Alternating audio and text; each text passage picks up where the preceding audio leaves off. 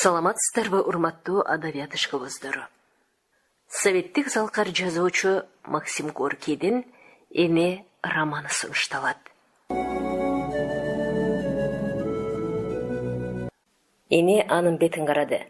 Исайдын бир көзү тай-тайта сунуп жиберген буттардын ортосунда жаткан шапкесин карап, оозу бир немеге таң калгандай бир аз ачылып, кичине жээрди сакалы бир жагына сербейип калыптыр. Башы сүйрөйүп, сепкилдүү бетинин сөөгү томпойгон арык денеси өлгөндөн кийин ого бетер чүрүшүптүр. Эне улутунуп туруп, чокунуп койду. Тирүү чагында аны жек көрүүчү эле, эми бир аз боору ооруй түштү. Кан чыкпаптыр, муштум менен чайлашкан көрүнөт, деп бирөөнүн акырын сүйлөгөн үнү чыкты. Ачуусу келген бирөө кыйкырып сүйлөп: «Чагымчынын оозун басыш керек экен», деп ызырынды. Жандарм титиреңдей түшүп, колу менен аялдарды кийин түрттү дагы коркутуп. «Бул текшерип жаткан ким я?» деп сурады. Ал түрткөндө кишилер кетенчиктеп бириндей түштү. Кээ бирлери шашып басып кетишти. Ким бирөө табалагандай күлдү. Эне үйүн көздөй жөнөдү. Эч кимдин ичи кейбейт, деп ойлоду ал. Николайдын албеттүү денеси эненин көз алдына элестеди. Анын үлүңдөгүрөөк көздөрү суз жана суук карагансып, бир нерсеге катуу урунуп алган эмече оң колу титиреп тургансып көрүндү. Оолу менен Андрей түштө тамак ичкени келишкенде, эне баарыдан мурда эле: «Эмне болуп жатат? Исай үчүн эч кимди камашкан жокпу?» деп сурады. «Андай сөз угулбайт», деп айтты Хохол. Эне ал экөөнүн тең шылкыны бошураак болуп тургандыгын көрдү.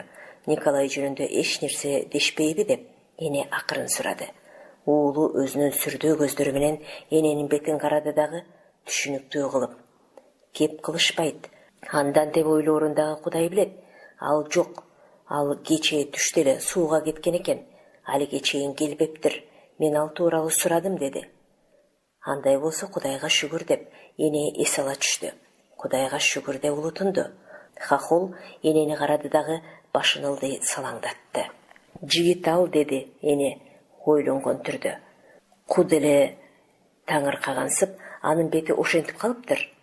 Ага эч бирөөнүн ичи кейбейт, ал жөнүндө жакшы сөз айткан эч ким жок.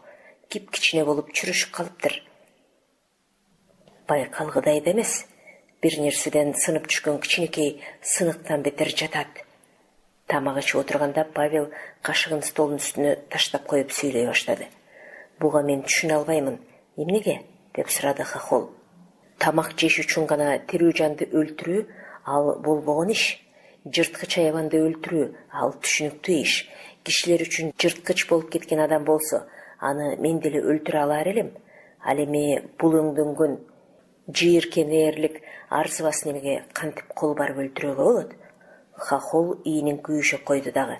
Анын зыяндуулугу жырткычтыкынан кем эмес болчу. Чиркейибиздин кымындай эле каныбызды сорот. Биз аны өлтүрүп таштайбыз, деп кошумчалады. «Аның рас, мен ал жөнүндө эмес, жийиркенээрлик деймин. Сен кайсын айтасың?» деп айтты Хохол кайрадан ийин күйүшөп. «Сен ушундай немени өлтүрүп кое алар белең?» деп ойлонгон түрдө сурады Павел. Көпкө чейин унчугушпай калгандан кийин Хохол аны өзүнүн теп-тегерек болгон көздөрү менен тиктеди. Андан кийин энени жалт бир карап алды дагы, муңайым туруп, бирок чечкиндүү түрдө: «Жолдоштор үчүн, ишибиз үчүн мен кайсыны болсо дагы кыла алам. Өлтүрүп да кое алам, уулум болсо дагы», деди. «Ай, Андрюша», деди эне үнүн акырын чыгарып. Ал энени карап жылмайды дагы. «Антпеске болбойт. Турмуш ошондой», деди. «Ырас, турмуш ушундай», деп сүйлөп койду Павел.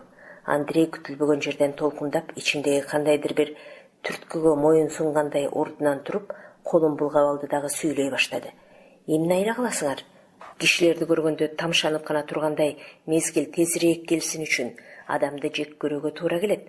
Турмуштун өнүгүшүнө тоскоолдук кылуучуларды өз башын камырабаган абалга жана даражага жеткирүү үчүн кишилерди акчага сатып жиберүүчүлөрдү жок кылуу керек. Эгерде ак ниет кишилердин жолунда чыккынчы турса, аларга кара санатайлык кылайын деп аңдыса, мен аны жок кылышым керек. Эгер аны жок кылбасам, анда мен өзүм чыккынчы болуп калам. Жок кылууга укугум жокпу? Ал эми алардын, бизге кожоюндук кылуучулардын өз тынчтыгын жана жыргалчылыгын сактоо үчүн солдаттарды жана желдеттерди, чалапканаларды жана түрмөлөрдү, каторгаларды жана башка ар кандай ыплас жерлерди күтүүгө укугу барбы? Кээде мага өз колума алардын союлдарын алууга туура келип калат. Эмне кыласың? Мен аламын, баш тартпайм. Ал союл биздерди ондоп жана жүздөп өлтүрөт.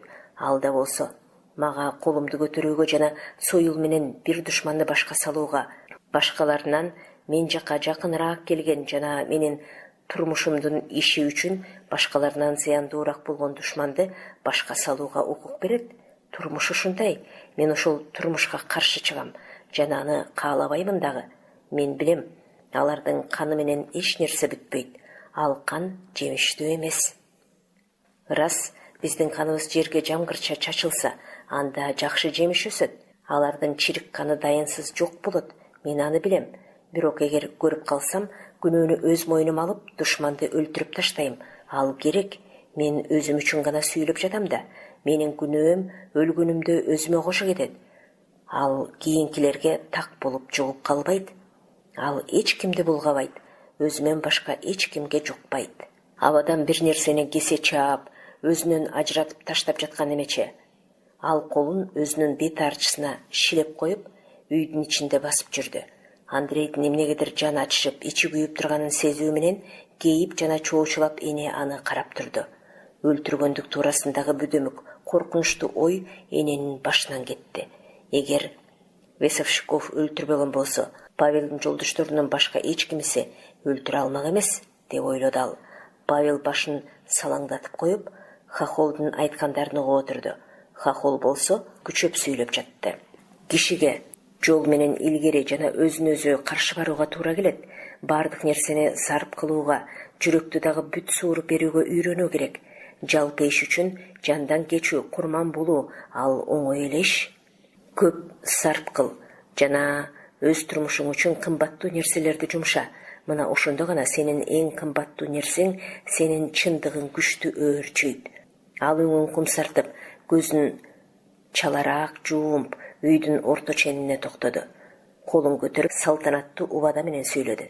Мен билемин, кишилер бири-бирине кызыгып, тамшана турган.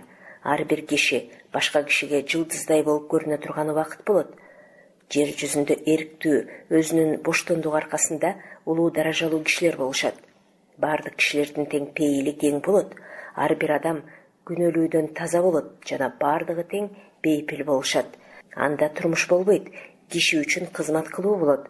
Адамдын баркы жогору көтөрүлөт. Эркин кишилер эң бийик көтөрүлө алышат. Анда көркөмдүк үчүн чындыкта жана эркиндикте доорун сүрүшөт. Өз сезими менен дүйнө жүзүн кененирээк кучагына алгандар, аны тереңирээк сүйгөндөр мыкты кишилер болуп саналышат.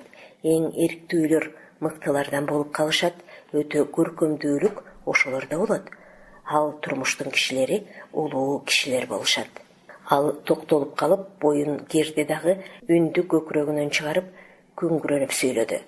Ошентип, ошондой турмуштун урматы үчүн мен эмнеден болсо дагы кайра тартпайм. Анын бети былк эте түштү. Көздөрүнөн мончоктогон жаштар биринин артынан бири чуурду. Павел башын өйдө көтөрдү дагы, кумсарып, көздөрүн алайтып аны карады. Коркунуч көбөйүп, өзүн каптап келе жаткандыгын сезип, эне орундуктан козголо баштады. Сага эмне болду, Андрей, деп Павел акырын сурады. Хохол башын силкип, какайып керилди дагы, энени карап, мен көрдүм, билемин, деди. Эне ордунан туруп, ылдам Андрейге келди дагы, аны колдон кармады. Хохол оң колун жулуп алууга аракеттенди эле, эне кое бербей тырмышып, жаналы калбай соорутуп, кызуу кобурады. Садыгаң болоюн, койчу, басылчы, кагылып кетейин. Кое туруңузчу, анын кандайча болгонун мен сизге айтып берейин, деп кобурады Хохол күңгүрөнгөн үнү менен. Кереги жок, Андрюша, деп кышылдады эне, көз жашын тыйбай аны карап.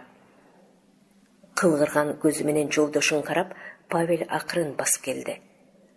Анын өңү кумсарып кеткен эле. Ал күлүп, үнүн акырын чыгарып шашпастан: "Энебиз коркуп жатат. Сен эмне болдуң?" деди. Мен коркпоймун, ишенбеймин, көрсөм да ишенбейт болчумун, деди эне.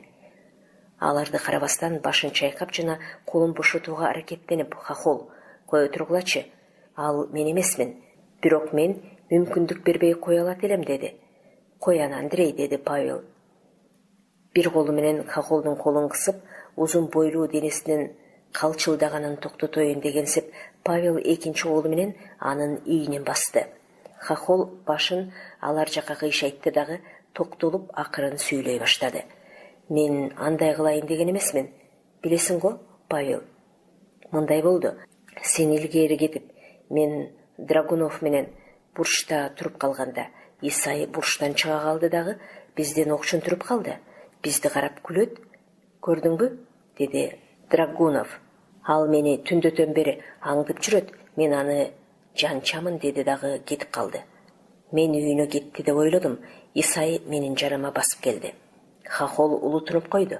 Ал өтөңдөнүп, мени эч ким ыза кылган эмес. Эне унчукпастан аны колунан стол жака тартты. Жана эптеп жатып, акырында Андрейди ордундукка отургузду. Өзү анын жанына ийинине тийгизип отурду. Павел кабагын бүркөп, сакалын кармалап коюп, алардын алдында турду. Ал мага, силердин баарыңарды билемин, баардыгыңар жандармдардын эсебинде барсыңар, жана баарыңар майдын алдында кармаласыңар, деди. Мен жооп бергеним жок, күлдүм, бирок кыжырым кайнады. Ал сен эстүү жигитсиң, жана мындай жолго түшүүнүң сага кереги жок. Андан көрө дей баштады. Хохол токтолуп, сол колу менен бетин сүрттү. Анын көзү чакырая түштү. Түшүндүм мен, деди Павел. Андан көрө законго кызмат кылууга киргениң жакшы, деди Вия. Хохол колун өйдө көтөрүп, муштумун силкилдетти. Законго дейт, наала тургур, деп ызырынды ал. Андан көрө мени жаакка тартып жиберсе го, мага жеңилирээк болот эле. Балким өзүнө дагы жеңил болот эле. Анан ошентип сасыган какыргын жаба түкүргөндөй жүрөктү муздаткан сөзүн айтканда мен чыдай албай кеттим. Андрей тиртилдеген колун Павелдин колунан сууруп алды дагы деме кысталгандай жийиркенип сүйлөдү. Мен аны жаакка тартып жибердим дагы басып кеттим. Арка жагымдан колго түштүңбү деген Драгуновдун акырын сүйлөгөн үнү болду. Ал бурчта жашынып турган болушу керек. Биртке унчукпай калып, Хохол кайра сүйлөдү. Мен артыма бурулган жокмун, сезип эле турам да. Урганын уктум. Бутум менен баканы сүрүп таштаган эмече гана камырабай басып кеттим. Келип иштеп жатсам, Исайды өлтүрүп кетишиптир деп чуулдап жатышат. Ишене алганым жок, бирок колум шалдая түштү. Баштагыдай шамдагай болбой калды. Оорубайт, бирок колум кыскарып калган өңдөнөт. Ал көзүнүн кыйгачы менен колун кармады дагы. Мен эми бул булганч такты өмүр бою жууп кетире албаймын го, деди. Ниетиң ак болду да, айланып кетейиним деп койду эне, үнүн акырын чыгарып. Мен өзүмдү айыптабаймын, жок, деп айтты Хохол чечкиндүү түрдө. Бирок бул мага жийиркенерлик да. Мен үчүн бул артык иш. Мен сенин кебиңе жакшы түшүнө албадым, деди Павел ийинин күйүшөп. Сен өлтүргөнүң жок, бирок эгер сен өлтүргөнүңдө дагы, тууган өлтүрүп жатканын билип туруп, ажыратып койбогондук, деди Хохол. Мен муну такыр биле албаймын, деди Павел чечкиндүү түрдө. Ал бир аз ойлонуп туруп. Билүүң билип жатам, бирок түшүнө алганым жок, деп кошумчалады. Аңча гудук кыйкырып калды. Хохол башын бир жагына кыйшайтып туруп, буйрук бергенсиген өкүрүктү укту дагы козголуп алып. Ишке барбаймын, деди. Мен дагы барбаймын, деди Павел. Хохол күлүп коюп, мончого барамын, деди дагы унчукпастан тез камданып алып, кабагы салыңкы түрдө чыгып кетти.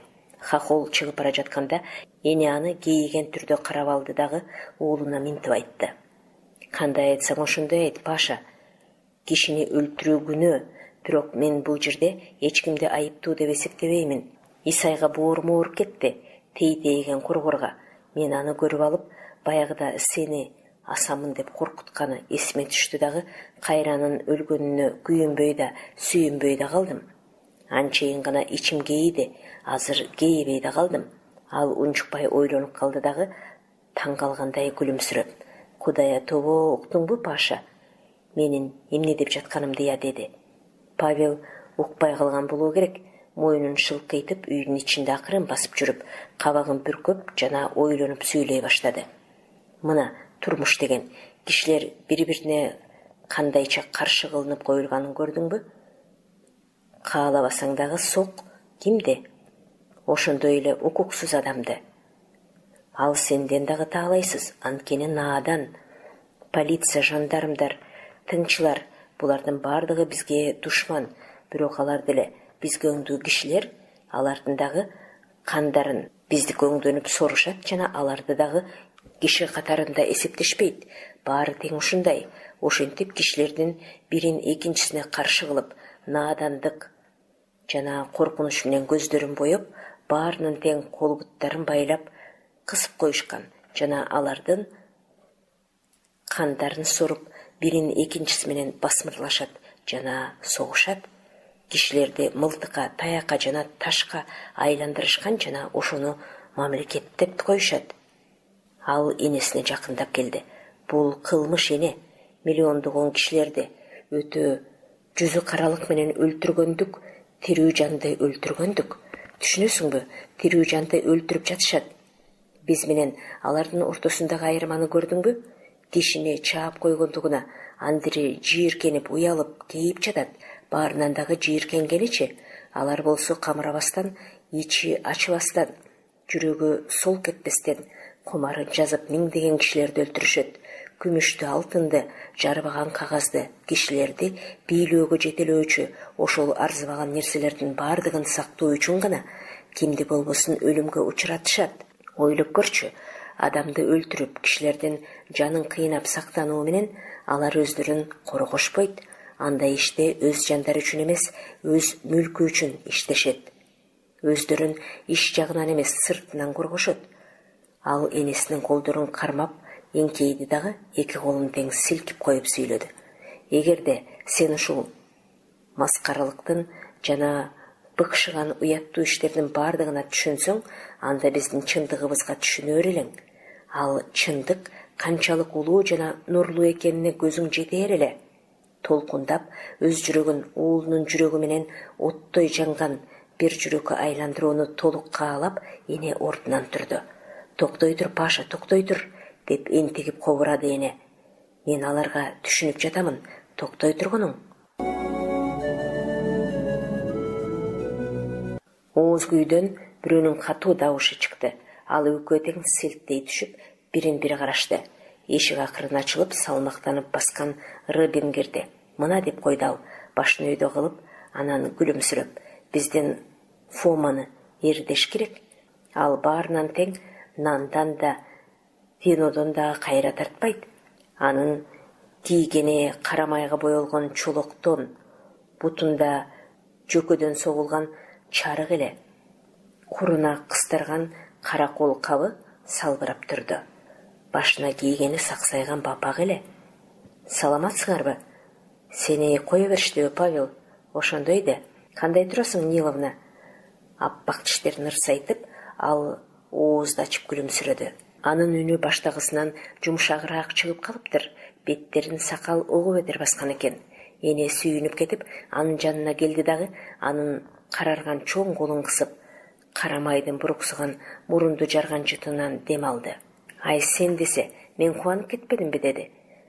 Робиндин кебетесин карап, Павел жылмайып отурду. Жакшыбы, мужик, деди ал, шашпастан чечинип жатып. Ооба, мен кайрадан мужик болуп кеттим. Силер акырындап, мырза, эл бийлөөчү болуп баратасыңар. Мен болсом, мына кайра артыма кеттим, деди Робин. Чаарала көйнөгүнүн этегин ылдый тарткылаган бойдон ал төркүйгө кирди дагы, анын ичин жакшылап тегерете карагандан кийин үй оокат деле кошулган эмес экен. Көрүнүп турат, китептер гана көбөйүп ушундай. Кана, иштер кандай, айткылачы, деди. Ал буттарын талтайтып, эки алаканы менен эки тизесин таянып отурду дагы, караныңкы көздөр менен Павелди сынагандай карап, күлүмсүрөгөн бойдон жооп кетти. Иштер шыдыр жүрүп жатат, деди Павел. Айдайбыз дагы себебиз, мактанганды билбейбиз, түшүмүн жыйнап алып, жармачтабыз дагы жатып алып иче беребиз дейсиң го. деп тамашалады Робин. Өзіңіз қандай тұрып жатасыз? Михаил Иванович деп сұрады Павел, анын бет маңдайына отырып жатып. Жаман емес, наразышылық жоқ. Эгилдеева селосында тұрып қалдым. Эгилдеева деген туктуңар беле? Жакшы село. Жылына 2 жолу ярмарка болот. 2000ден ашуун киши турат. Абдан тажаал немелер. Жерлери жок, болбогон бир жаман жерлерди арендага алышат. Мен бир кан соргучка баткак болуп жалданып алдым.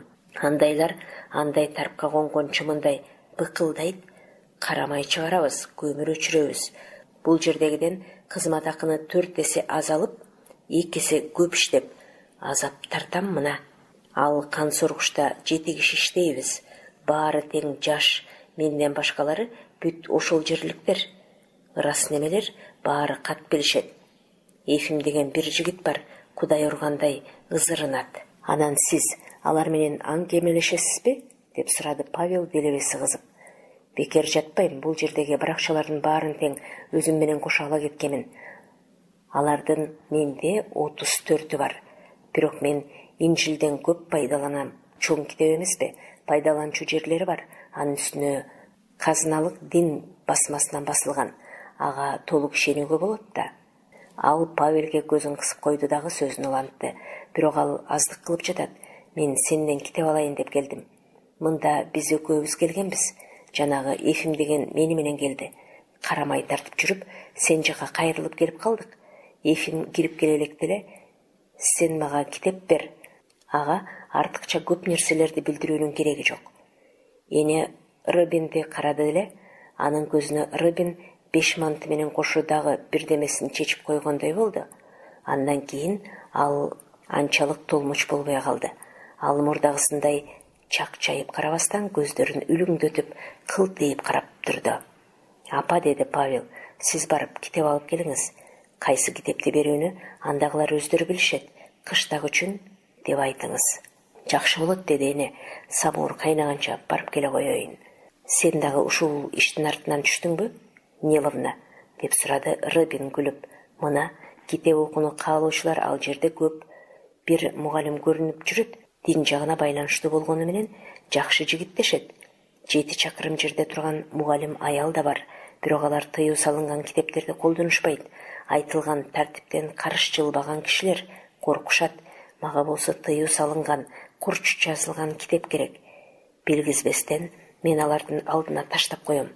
Тыюу салынган китеп экенин становой же поп көрүп калса, мугалимдер таркатып жүргөн экен деп ойлоп калышат. Мен болсом бир далайга чейин байкалбай кала берем. Өзүнүн акыл тапкандыгына ыраазы болуп, ал тиштерин ырсайтып жылмайды. Көрчү муну, жоош өңдөнүп туруп амалдуусун деп ойлоду эне. Сен кандай ойлойсуң? Деп сурады Павел. Эгер тыюу салынган китептерди мугалимдер таркатып жүрөт деп шектенишсе, ал үчүн түрмөгө камашабы? Камашат, эмнекен? Деп сурады Робин. Китепти сиз бердиңиз, алар беришкен жок, түрмөгө сиз барасыз да. Кызык тура, деп күлүп, санын чапты Робин. Мен деп ким ойлойт? Карапайым мужик болсо, андай ишти иштемек беле. Андай кайдан болсун дешпейби? Китеп эл бийлеген кишилердин иши. Ал үчүн ошолор жооп бериши керек да. Робиндин айткандарына Павел түшүнбөй жаткандай сездени. Жана көздөрүн үлүңдөтүп көрүп, ачуусу келип отурат го, деп ойлоду дагы чебердик жана жумшактык менен. Михаил Иванович ишти өзү бүткөрүп койсом деп. Ал эми жазаны болсо өзү үчүн башкалар тартса деп ойлойт да, деди. Мына кезек келгичи. Апа, деди Павел жактырбаган түрдө. Эгер эле биздин кишилердин бирөө, мисалы Андрей, мен иштеген өңдөнүп бир иш кылып койсо, ал үчүн түрмөгө мен отуруп калсам, эмне дээр элем? Эне силктей түшүп, түшүнө албаган түрдө уулун карады дагы башын чайкап. Жолдошуна каршы ошондой иш кылуу дагы жарайт бекен, деди. Мен сенин оюңа түшүндүм, Павел, деди. Робин коодулдангансып энени карап көзүн кысып. Бул кылдаттык менен иштелүүчү иш, эне, деди. Андан кийин Павелге үйрөткөн түрдө. Жаштык кылып ойлоп жатасың, тууганым, деди. Жашырын иште уят жок. Ойлоп көрчү. Биринчиден, түрмөгө мугалимди отургузбастан баарыдан мурда китеп табылган баланы отургузушат. Бул бир. Экинчиден мугалимдер уруксаат кылынган китепти бергени менен да анын мазмуну деле тыюу салынган китептикиндей, сөздөрү гана башкача. Анда чындык аз, бул эки. Демек, алар деле мен каалаганды каалашат, бир гана жери алар чтец. Эки жагын каранып жүрүшөт. Мен болсом тайманбай киришем. Начальниктердин алдында кылмышыбыз баарыбыздыкы эле бирдей, распы? Үчүнчүдөн болсо, тууганым, менин алар менен ишим жок. Атчанга жөө киши жолдош эмес. Мужикка каршы балким мен андай иш кылууну каалабасмын. Алар болсо бири поптун баласы, экинчиси помещиктин кызы. Элди көтөрүүнүн аларга эмне кереги бар экенин билбейм. Ал эл бийлөөчүлөрдүн ою мага мужик кишиге түшүнүктүү эмес. Өзүм эмне кылып жатканымды билем. Алардын эмнени каалагандыктары мага белгисиз. Ал кишилер 1000 жылдардан бери жазбастан кожоюндук кылып келишкен. Мужиктун жонунан кайыш алышкан. Бүгүн эле чоочугандай тура калып, мужиктун көзүн ушалап калышыптыр. Мен тууган, жомокту сүйбөгөн кишимин. Бул болсо жомокко окшогон сөз. Мен ар кандай эл бийлегендердин окшунмун. Кышында талаа менен кетип бара жатсаң, алдыңдан кандайдыр бир жаныбар сербеңдейт. Ал эмне? Карышкырбы, түлкүбү, же жөн эле итпи? Көрө албайсың, алыс, ошондой кеп. Эне уулун карады, анын кабагы бүркөлүп турган эле. Робиндин көздөрү кылгырып турду. Ал Павелдин көкүрөгүн көтөргөндөй карап, салаалары менен сакалын тарады дагы ичи кызыган түрдө. Жалпаңдап жүрүүгө убактым жок. Турмуш ырайымсыз карайт. Ит канада. Кой короодогудай эмес. Ар ким өз билгенин кылат деп койду. Эне өзү тааныган кишилерди оюна түшүрүп, ал үчүн карабаштарын тегип коюп, өмүр бою түрмөдө азап тарткан ак сөөктөр дагы бар деди. Андайлардын эсеби бөтөнчө жана аларга урмат да башкача деп айтты Робин. Мужик байыса мырзага айланат, мырза жарды болсо мужик айланат. Колдон келбесе аргасыздан такыба болот. Ким кандай жашаса ошондой ойлойт да деп. Эгерде жумушчу ооба десе, анда кожоюн жок деп айтууга тийиш. Ал эми жумушчу жок десе, анда кожоюн өзүнүн жаратылыш адатынча милдеттүү түрдө ооба деп кыйкырат деп түшүндүргөнүң эсиңдеби, Павел? Мужик менен мырзанын жаратылыш адаттары дагы ар башка.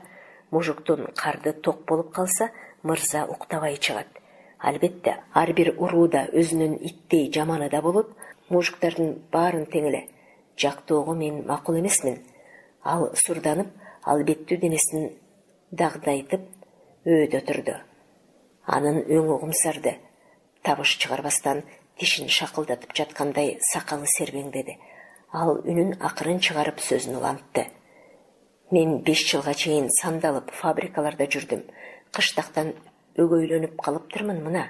Кыштакка барып карап көрсөм, андай турмушта жашай алгыдай эмесмин. Түшүнөсүңбү, силер мында туруп кыштактагылардагыдай ызык ордукту көрбөй жатасыңар. Анда ачарчылык коркунучу кишини көлөкөй ээрчигендей эле аңдып турат. Ал эми эгинге ишенич болсо жок.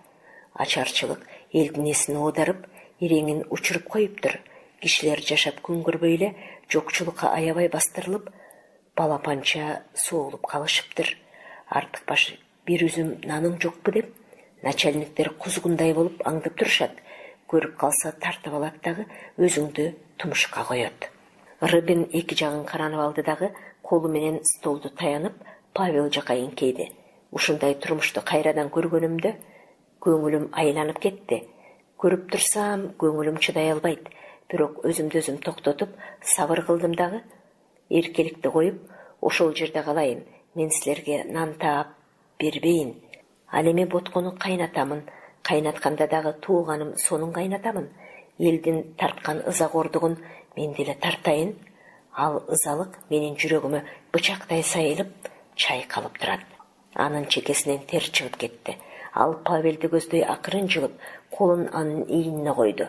Колу титиреди. Мага жардам көрсөт. Китеп бер. Бергенде дагы окуган киши тынч жата албай турган китептерден бер. Мээси кирпичечен чукулагандай тынчын ала турган китеп болсун. Силер үчүн китеп жазып жүргөн өзүңдүн шаардыктарың айтып кой. Кыштактагыларга дагы китеп жазып беришсин. Кыштактагылардын ичин куйкалагандай, өлүмдөн дагы тартынбай элди жолун кандай кылып жазышсын? Робин колун өйдө көтөрдү дагы ар бир сөздү айрым бөлүп айтып, күңгүрөнүп сүйлөдү. Өлүмдү өлүм менен бас дейт мына. Демек, кишилер күн көрсүн үчүн өлүмгө башпайла жана жер бетиндеги төмөндөгөн элдер күн көрсүн үчүн миңдеген кишилер өлсүн мына. Өлүмгө баш байламак оңой, күн көрүшсүн, кишилер баш көтөрүшсүн. Робинди көзүнүн кыйыгы менен карап, эне самоорду алып кирди. Анын түшүнүктүүлүгү жана оор жана күчтүү сөздөрү энеге катуу таасир кылды. Робинде дагы Ниловнанын эрине окшогон кээ бир мүнөздөр бар эле. Эри дагы тишин кычыратып, колдорун жаңсап, жеңин шымаланып жиберүүчү. Анда дагы Робиндикиндей чыдай албай ызырынуу, ызырынганда дагы эч нерсе айтпастан ызырынуу адаты бар эле. Робин болсо сүйлөйт, ошондуктан энеге анчалык коркунучтуу эмес. Бул керек иш, деди Павел башын ийкеп. Бизге материал бергиле, силерге газета чыгарып берели. Эне күлүмсүрөп уулун карап, башын чайкада дагы унчукпастан кийимин кийип алып үйдөн чыгып кетти. Чыгар, баарын тең беребиз. Айвандагы түшүнгөндөй кылып, жеңил жазгыла, деп кыйкырды Робин. Ашкананын эшиги ачылып, кимдир бирөө кирди. Бул Эфим, деди Робин ашкананы карап. Бери кел, Эфим. Мына Эфим, бул киши болсо Павел, ал жөнүндө мен сага айтпадым беле? Павелдин алдында шапкасын колуна кармап, аны өзүнүн көзү менен алдыртан караган, бети былжыгый жигит турду. Анын чачы сары, кийгени чулук томболучу. Өзү келбеттүү жана карылуу өңдөнгөн жигит эле. Саламатсызбы, деди ал киргилденген үнү менен. Павелдин колун кысып, андан кийин эки колу менен үрпөйүп жатпай турган чачын сылады. Ал үйдүн ичине көз чаптырды дагы, ошол эле замат уурдангандай акырын басып, китептер жыйналып турган полканы көздөй кетти. Көрдүңбү, деп айтты Робин Павелге көзүн кысып. Эфим бурулуп аны карады дагы, китептерди көрсөтүп. Китептериңиз көп турбайбы? Бирок окууга убакыт жокко. Кыштакта болсо мындай ишке убакыт көп, деди. Окууну каалагандар аз чыгар, деп сурады Павел. Эмне үчүн? Каалагандар да бар, деп айтты жигит ээлин ушалап. Эл мээси менен ойлоно баштады. Геология бул эмне? Павел түшүндүрдү. Бизге мунун кереги жок, деп айтты жигит, китепти полкага коюп. Робин катуу улутунуп алды дагы, жердин кайда болгонун билүү мужукка кызык эмес. Анын кишилердин колдоруна кантип таралганын, эл бийлөөчүлөр жерди элден кантип тартып алганын билүү керек. Жер бир орунда турабы же айланып жатабы, анын мааниси жок. Сен аны көөнүң келсе жипке илип кой. Элдин кардын тойгузса болду. Кааласаң асманга мык менен кадап кой. Кишилерге азык түлүк берсе болду, деди. Кулчулуктун тарыхы, деп Эфим кайрадан окуду дагы. Бул жөнүндөбү? Деп Павелден сурады. Крепосттук укук жөнүндө да бар, деди Павел анын колуна башка бир китепти берип. Эфим аны алып, эки жагын карап көрдү дагы, бөлөк алып коюп койду. Бул өтүп кеткен иш, деди. Сиздин өзүңүздүн жериңиз барбы, деп сурады Павел. Биздеби бар. Биз 3-1 тууганбыз. Жерибиз болсо 4 теше. Жалаң кум, жез идиштерди жашырганга гана жакшы. Эгин эгүүгө болсо жараксыз жер. Бир аз унчукпай туруп жигит сөзүн улантты. Мен жерден кутулдум. Эмне кылам аны? Курсакты тойгузууга жарабайт. Курулай, кол байлоо кылат. 4 жылдан бери батыраак болуп жүрөм. Быйыл күзүндө солдатка барышым керек. Михаил агай барбагын дейт. Азыркы кезде солдаттарды элди урууга, кырууга жиберет дейт.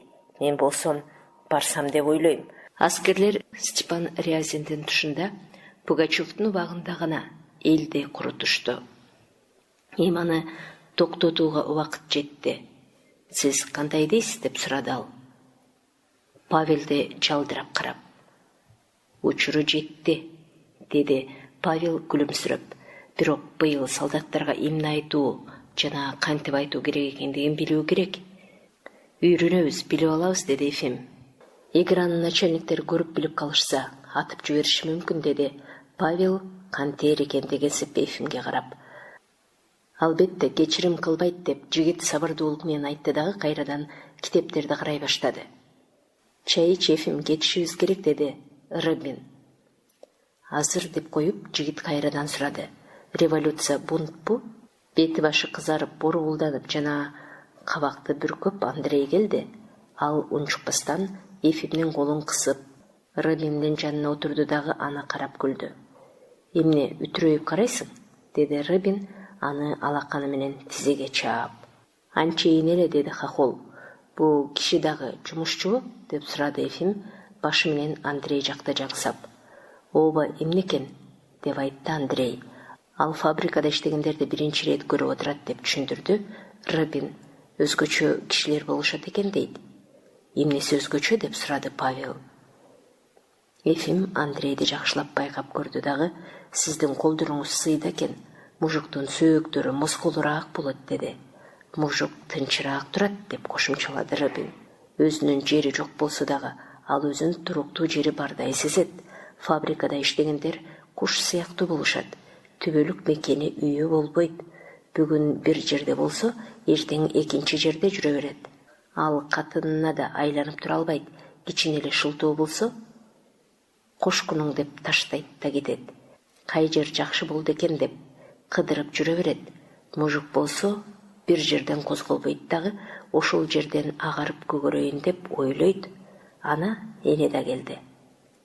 Эфим Павелдин жанына келип, мага бир китеп бере туралар бекенсиз, деп сурады. Жакшы болот, берейин, деди Павел элпектик менен. Жигиттин көздөрү жайнап кетти жана ал ылдам сүйлөп, мен кайта берем. Биздин кишилер ушул тегерге карамай ташып келип турушат. Ошолор алып келип беришет, деди. Кийинип, белин бекем курчанып алган Робин Эфимге. Кетелик, убакыт болду, деди. Мына эме окуймун, деди Эфим китебин көрсөтүп жана күлүңдөп. Алар кеткенден кийин Павел Андрейге кайрылып, толкунданган түрдө. Көрдүңбү? Балекеттерди, деди. Да, деди Хохол созуп, жай сүйлөп. Кабактарын үтүрөйтүп турушпайбы? Михайлову, деди эне. Фабрикада дегеле иштебегенсип такыр эле мужук болуп калыптыр. Коркунучтуу да болуп калыптыр. Кап, сен жок болуп калганыңды карачы, деди Павел кабагын бүркөп. Алдындагы стакан чайын карап столдо отурган Андрейге. Көрөт элең сен кишинин сезимин кытыгылагандыкты. Сен дайым эле сезим жөнүндө айтып каласың. Робин бул жерде эң кыйын далилдерди келтирди. Мени жөн эле ала салдырып, тебелеп кетти. Мен анын айткандарына каршылык кыла алганым жок. Ал кишилерге ишенип да жарабайт экен, жана аларды эң арзан баалайт экен. Бул кишинин укмуштуудай күчү бар деп энемин айтканы туура экен. Мен аны көрүп эле билдим, деп айтты Хохол кабакты бүркөп. Кишилердин канын бузуп ташташкан. Алар көтөрүлө турган болушса, баардыгын тең катары менен аңтара салып ташташат. Аларга куру талаа керек, жана алар жердин үстүн тыптыйпыл кылып, баардыгын тең омкоруп ташташат. Ал акырын сүйлөп жатты. Анын башка бир нерсе жөнүндө ойлонуп отургандыгы билинип турду. Эне колунага акырын тийгизип, күбүнүп алсаң боло, Андрюша, деди. Кое туруңуз, Шенеке, бир тууган энем, деп эркелетип жана акырын айтты Хохол. Ал ошол замат эле кызып кетип, колу менен столду бир муштады дагы сүйлөй баштады. Туура, Павел, эгер баш көтөрө турган болсо, мужук өзү үчүн жердин үстүндө эч нерсесин калтырбай кыйратып туруп алат. Өзүнүн ыза кордуктарынын баардыгын гүл менен кошо сапырып жиберүү үчүн жумадан кийин баардыгын өрттөгөндөй кылып, ал баардыгын өрттөп жиберет. Павел үнүн акырын чыгарып, андан кийин биздин жолубузга туурасынан туруп калат, деди. Биздин ишибиз ошентүүгө жол бербөө. Биздин иш, Павел, аны токтотуп калууда. Ага биз баардыгынан тең жакынбыз. Бизге ал ишенет, бизди ээрчийт. Билесиңби, Робин, бизге кыштак үчүн газета чыгарып берүүнү сунуш кылды, деп айтты Павел. Ал керек. Павел күлүп койду дагы. Аны менен айтышпаганыма өкүнөм, деди. Хохол башын ушалап, шашылбастан. Дагы эле айтышаарбыз, сен өзүңдүн чооруңду тарта бер.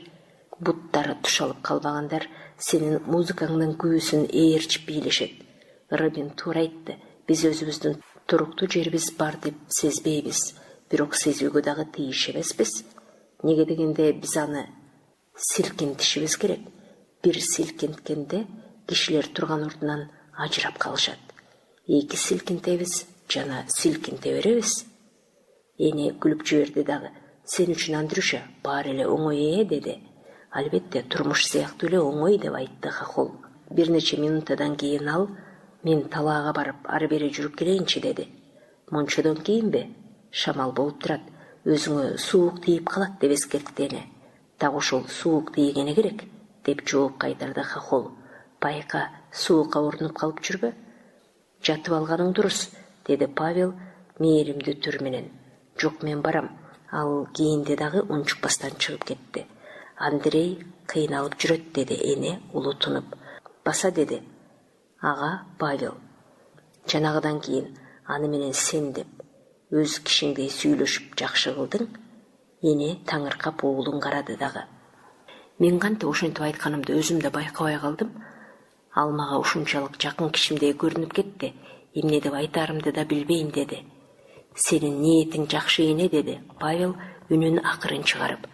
Сага да, силердин баарыңарга иши кылып кол кабыш кылсам, жардам көрсөтө билсем эле болгону.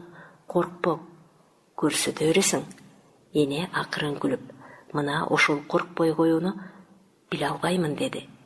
Жарайт апа, унчукпайлы, деди Павел. Сага абдан ыраазымын, муну билип кой. Өзүнүн көз карашы менен уулун оңтой сабалда калтырбоо үчүн ал ашканага кетип калды. Хохол чарчап караңгы киргенде келди дагы ошол эле замат жатып алып: мен 11 чакырым жерде басып келдим окшойт, деди. Жардам болдубу деп сурады Павел. Тынчымды алба, уктайын. Өлүп калган эмече ал жымжырт болуп калды.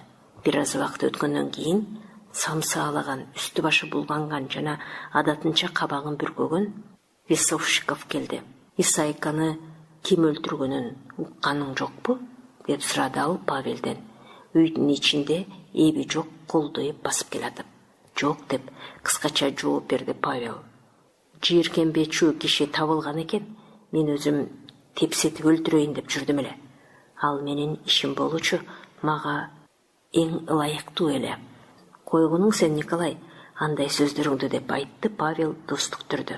Ырас эле, ал эмнеси, деп эне кошумча болду мээримдүү түр менен. Пейили жумшак туруп эле кыйкырат, эмне кереги бар? Бул минутада Николай энеге жагымдуу көрүнүп кетти. Ал тургай анан чаарайган өңү дагы сүйгүнчүктүү өңдөндү. Ушундай иштерден башка мен эч нерсеге жарабаймын, деп айтты Николай эйнин күүшөп. Менин иштээр жерим кайсы деп ойлонуп көрөм. Мен иштөөчү жери жок. Кишилер менен сүйлөшүү керек. Бирок мен сүйлөшө билбейм. Баарына эле көзүм жетет. Кишилерден кордук, ыза көргөнүн дагы сезип турам. Бирок эбин таап айта албайм. Тилим буулуп калат. Ал Павелдин жанына келди дагы башын ылдый сылаңдатып, сөөмөйү менен столду тырмалап туруп, чоң киши эмес, кандайдыр бир баладан бетер даттанып сүйлөдү. Силер мага кандай болсо дагы бир оор кызмат бергиле, туугандар. Мен минтип куру бекер жүрө ала турган эмесмин. Силердин баарыңардын ишиңер бар. Байкасам, ал иш өөрчүп баратат. Мен болсом четте калдым. Устун тактай ташып гана жүрөм. Жалаң ошого ыраазы болуп жүрө берүүгө болобу?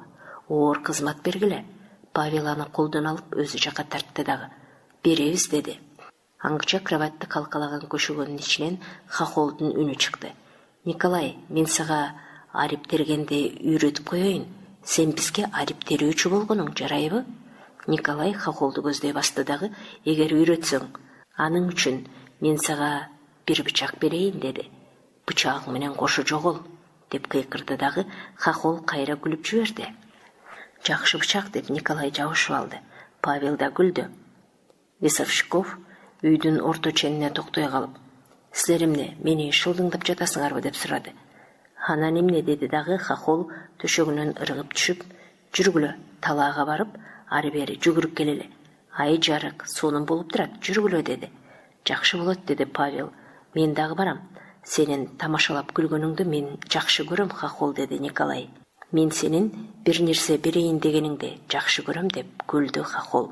Андрей ашканада кийимин кийинип жатканда эне аны өзүмсүнтүп жылуураак кийин деп койду. Ал үчөө тең кеткенден кийин эне аларды терезеден көрдү дагы, иконду карап үнүн акырын чыгарып, Кудай буларга өзүң жардам берөгөр деп тилек кылды. 1 май жөнүндө ойлонуу үчүн энеге мүмкүнчүлүк да келтирбей, күндөр биринин артынан бири шыпылдап өтө берди. Кечке бака-шака түшүп, экилдеп, убаракерчиликтен талыгышып келип, түнкүсүн төшөккө жатканда гана эненин жүрөгү акырын өйүйт. Бат эле болсо экен деп ойлойт. Таң атканда фабриканын гудогу озондоп калды. Уулу менен Андрей чайды ылдам ичип, тамакты бат эле жешти дагы, энеге ондогон иштерди тапшырып коюп чыгып кетишти. Эненин жаны керели кечке такыртынган жок. Тамак бышырды, прокламация жазгыдай боек жананы чаптагыдай желим кайнатты. Кандайдыр бир кишилер келишип, Павелге берүү үчүн кат таштап кетип, өздөрүнүн шашкалактагандыктары менен энени апкааратып кетип жатышты. 1 майда майрамдоого жумушчуларды үндөгөн баракчаларды ар түн сайын дээрлик дубалдарга чаптап кетип жүрүштү. Ал тургай баракчалар полиция башкармасынын эшигинде да пайда болуп, фабрикадан күн сайын табылып жүрдү. Күнүгө эртең менен ачууланып жана сөгүнүп коюп, полиция поселкада дубалдардан баракчаларды жулуп жана сыйрып алып турду.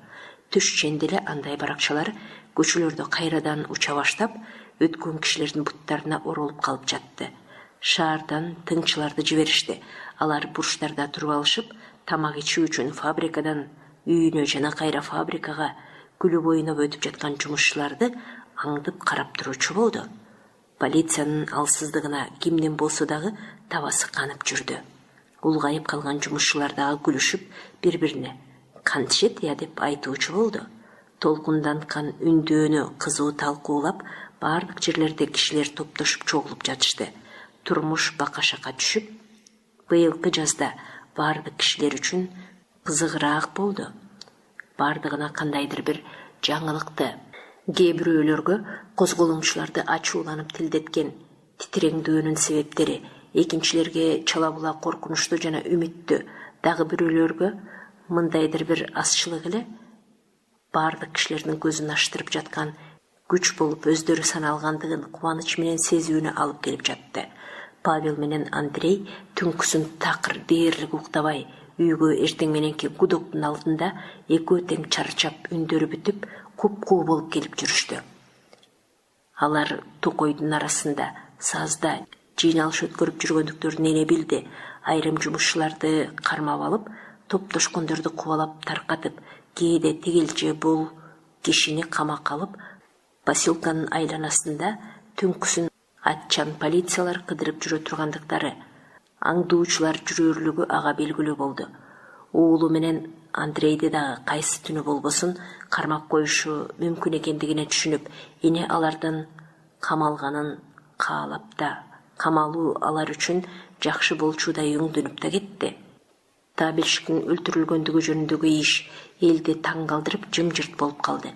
Жергиликтүү полиция бул туурасында кишилерди 2 күнү суракка алып, 10 чакты кишини сурагандан кийин бул ишке кызыкпай калды. Кишилердин баары менен тең ынтымактуу тургандай эле, полиция менен дагы таттуу болгон Мария Карсунова полициянын пикирин билдирип, эне менен сүйлөшкөндө минтип айтты. Күнөөкөр киши эми бул жерден табылмак беле?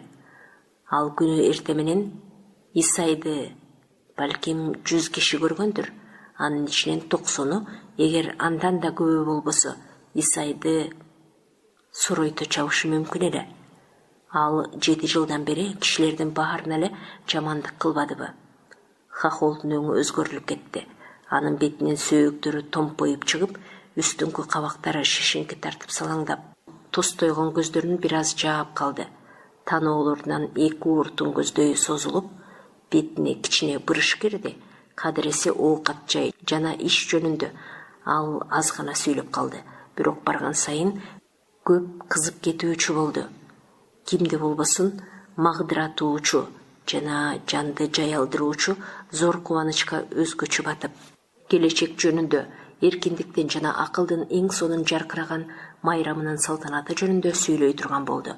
Исайдын өлгөндүгү жөнүндөгү иш басылып калгандан кийин жийиркенген жана кейиген түрдө күлүп коюп, эл тургай алар үчүн ит өңдөнүп, бизди талаткан кишилери да кымбат эмес, өздөрүнө ишенимдүү тыңчы, аңдуучу болуп бергендерди аяшпайт, алтын күмүштөрүн аяшат.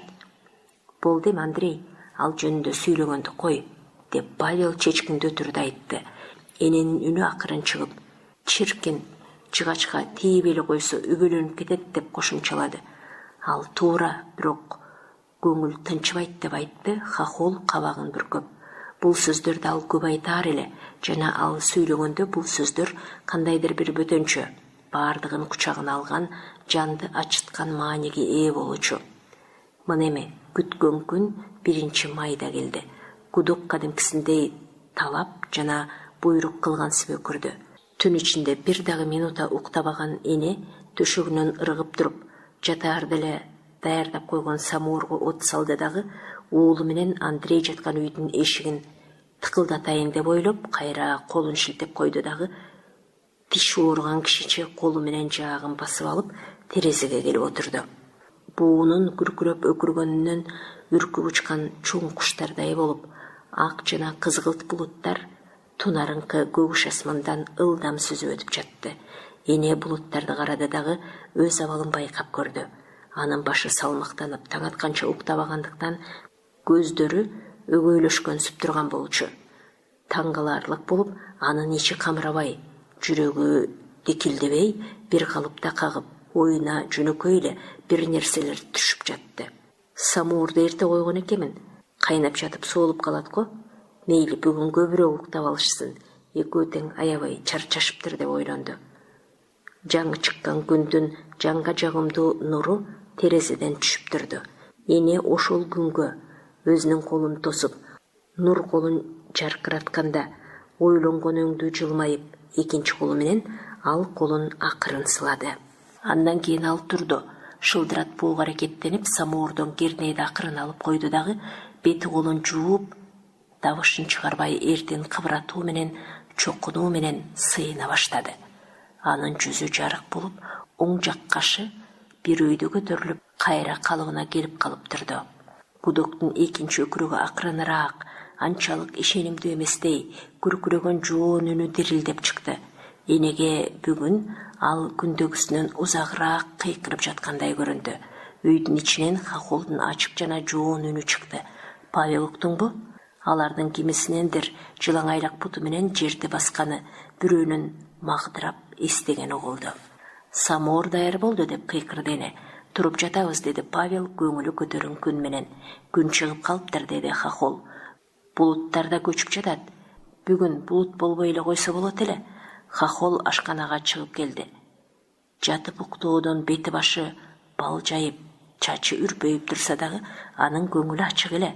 Саламатсызбы энеке, кандай уктадыңыз? Эне анын жанына басып келди дагы, үнүн акырын чыгарып. Сен, Андрюша, Павел менен кошо анын жанында жүргөнүң, деди. Албетте, деп шыбырады Андрей. Экөөбүз бири-бирибизден ажырамайынча, кайда болбосун бир жүрөбүз. Ага кадырыңыз жан болсун. Эмне эле шыбырашып жатасыңар, деп сурады Павел. Анчейин эле, Паша, деди эне. Таза жуунуп алгының, кыздар көз салат деп жатат мени, деп жооп берди Хохол, жуунуу үчүн ооз күйгө чыгып баратып. Павел үнүн акырын чыгарып, өйдө бол, көтөрүл, жумушчу эл, деп ыртап койду. Күн улам ачылып, жарык боло баштады. Шамал кууп, булуттар жоголо берди. Чай ичкендей, чын аягын даярдап жатты дагы, эне башын чайкап, бул экөөнүн бүгүн күлүп тамашалашкандары таң калтырат. Түштө алардын эмне болорун ким билет, деп ойлоду. Эмне үчүндүр өзү да камырбай, ал тургай сүйүнүчтүү болгонсуп турду. Зарыгып күтүп калбоо максатында чайды көпкө созуп ичишти. Павел каадасынча стакандагы кантты кашык менен шашпай, жакшылап аралаштырып, нандын өзү жакшы көрө турган бир үзүм кыртышына майда тузду текши сээп алып жеп отурду. Хохол буттарын Столдун алдында ары бери жылдырып отурду. Ал эч качан буттарын бир жерге койгон бойдон кыймылдатпай отура алуучу эмес. Потолокто жана тамдын боорунда нымга чагылышып ойноктогон күндүн нурун карап, ал мынтип айтты. 10 жаш чамасындагы бала кезимде мени ушундай күндү стаканым менен тосуп кармап алайын дечи элем. Стаканды алып, акырын барчумундагы күн турган жерди чап эткизе басып калчумун. Колумду тилдирип алганымда мени уруп коюшчу эле. Урганда эшикке чыкчуумундагы чалчык суунун ичинен күндү көрүп алып, аны бутум менен таптай баштачумун. Бүткөн боюма ылай чачырап, бүт булганганда мени дагы урушчу. Анан айлам кеткенде күндү карап алып, эч жерим оорубайт, саргарган шайтан оорубайт деп кыйкырчумундагы тилимдин баардыгын сунуп көрсөтчүмүн. Ошенткенде көксөм сууп калар эле. Эмне үчүн күн сага саргарып көрүнчү эле деп сурады Павел күлүп. Биздин маңдай жагыбызда бети башы кып-кызыл сар сакалчан бир темир уста туруучу, өзү ак көңүл, жакшы немеле. Анан күн менен өз оюмча ошого окшоп өңдөнүп көрүнчү. Эне чыдай албастан, силер андан көрө кандайча барарыңарды сүйлөшсөңөр боло деди. Макулдашылган ишти кайра айтканда киши кайра адашат, деп айтты Хохол жумшак түрдө. Эгер биздин бардыгыбызды кармап кете турган болсо, энеке, сизге Николай Иванович келип, кандайча болуу керек экендигин айтып берет. Эне улутунду да жакшы деп койду. Көчөгө чыксакпы? Деп айтты Павел өзгөчө кыялга батып. Жок, азырынча үйдө отура турганың жакшы, деди Андрей. Полициянын көзүнө курулай чалдыгып, эмне кереги бар? Сен аларга жакшы эле белгилүүсүң. Беттерин кызыл темкил баскан Федя Мазин алактап кирип келди. Сүйүнгөнүнөн энтеңдеген ал Павелдердин күтүп зериккендиктерин таркатып жиберди. Башталды деп айтты ал. Эл козголду, көчөгө чыгып жатышат. Баарынын тең жүздөрү айбалдадай сүрдүү. Вася Гусев жана Самойловдор менен Весовщиковдор фабриканын капкасында эртеден бери туруп алып сөз сүйлөп жатышты. Толкуп жаткан эл үйлөрүнө кетип калышты. Жүргүлө. Убакыты жетти, саат 10 болуп калды. Мен барам деп айтты Павел чечкинтүү түрдө. Мына эми, көрөсүңөр го, түштөн кийин фабрикадагылар бүт көтөрүлүшөт, деди Федя. Ошентип коюп, ал жүгүргөн бойдон кетип калды.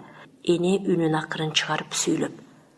Шамалда күйгөн мом шамдан бетер алоолонот, деди дагы, ордунан туруп башканага барып кийине баштады. Сиз кайда барасыз, энеке? Силер менен барам, деди ал. Өзүнүн мурутун чымчылап, Андрей Павелди карады. Павел чачын бат-батсылап алып, энесинин үстүнө келди. Мен сага эч нерсе дебеймин, апа. Сен дагы мага эч нерсе дебе, жарайбы? Жарайт, жарайт. Өзүңөргө Кудай жолдош болсун, деп кобурады ал.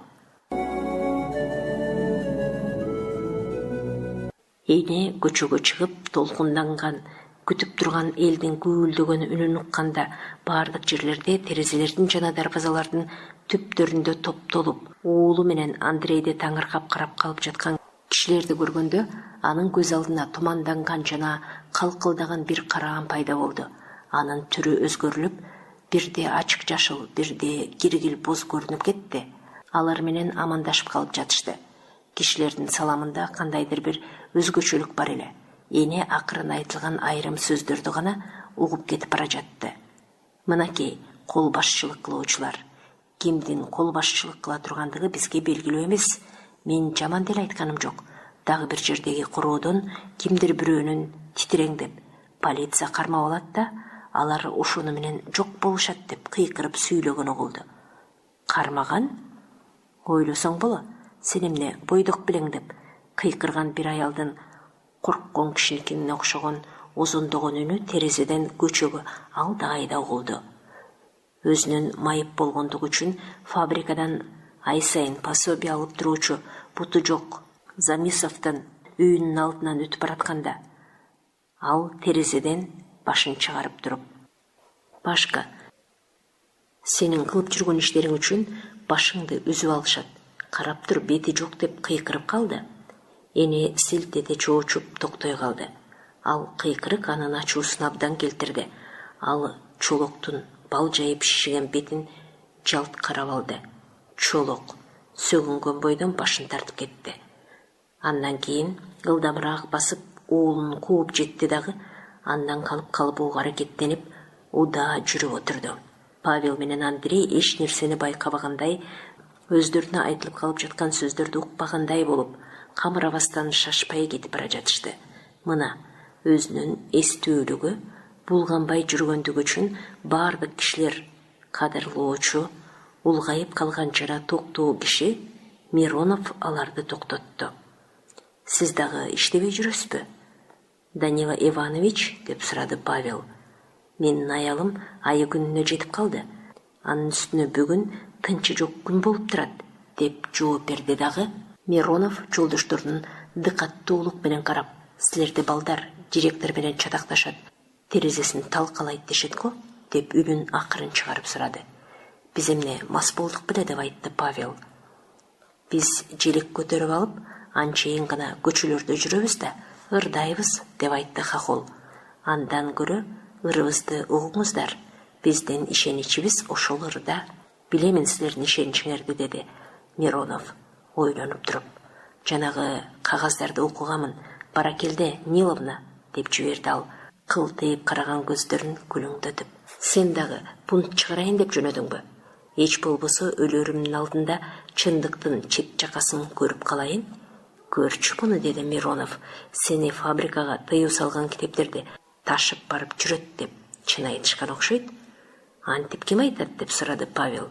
Айтышат да, кошкул эмесе жакшыраак жүргүлө. Эне акырын күлдү. Өзү жөнүндө элдин антип кеп кылгандыгына ал кымылдап алды.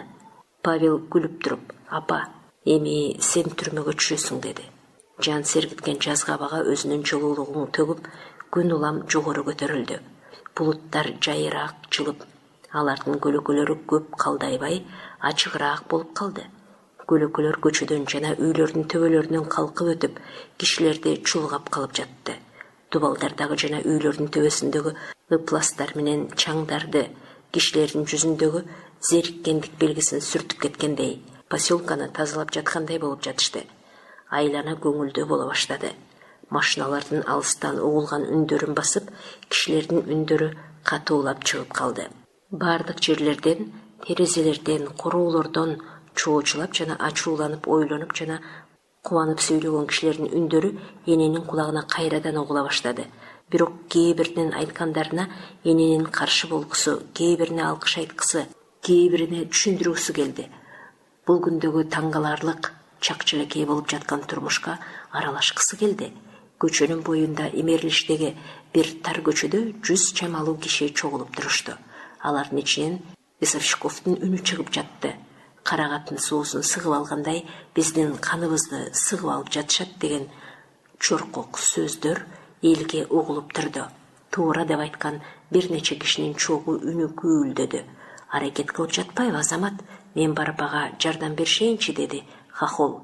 Ал элди көздөй бурулду жана Павел токтогончо болбой, шибеге пробкага кирген эмече анын узун эптүү денеси топтун арасына шып этип кирип кетти.